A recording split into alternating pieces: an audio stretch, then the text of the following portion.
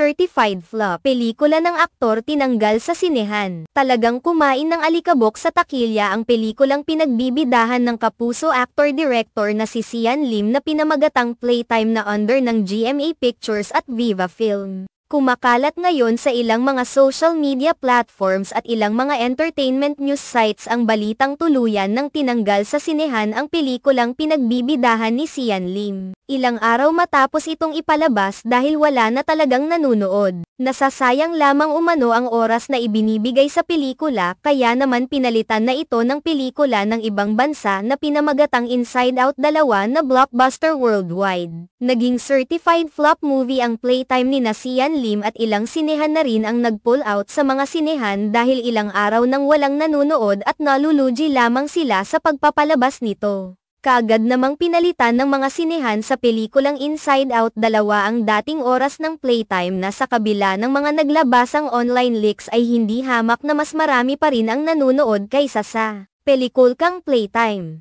Bukod kay Sian Lim, pinagbibidahan ang pelikula ni Sanya Lopez, Colin Garcia at Faye Lorenzo. Nauna nang naging laman ng mga usap-usapan ang pagiging flop ng pelikula ni Sian Lim nang makita sa mall show na mas marami ang mga bakanteng monoblock chairs kaysa sa mga taong nanunood.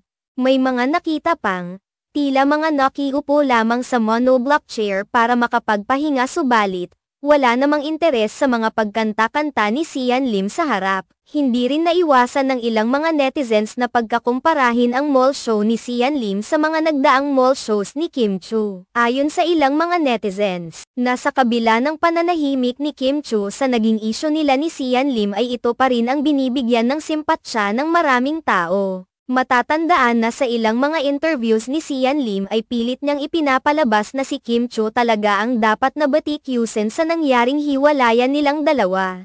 Gayunpaman, hindi pa rin ito lumusot sa maraming mga fans ni Kim Chiu dahilan para mas lalo ang nag-boycott sa pelikula ni Sian Lim. May mga nagsasabi pa na talagang hindi natuto ang GMA sa flop na teleserye ni Sian Lim at talagang gumawa pa ng pelikula na ang pagiging flop rin ang kinahinatnan.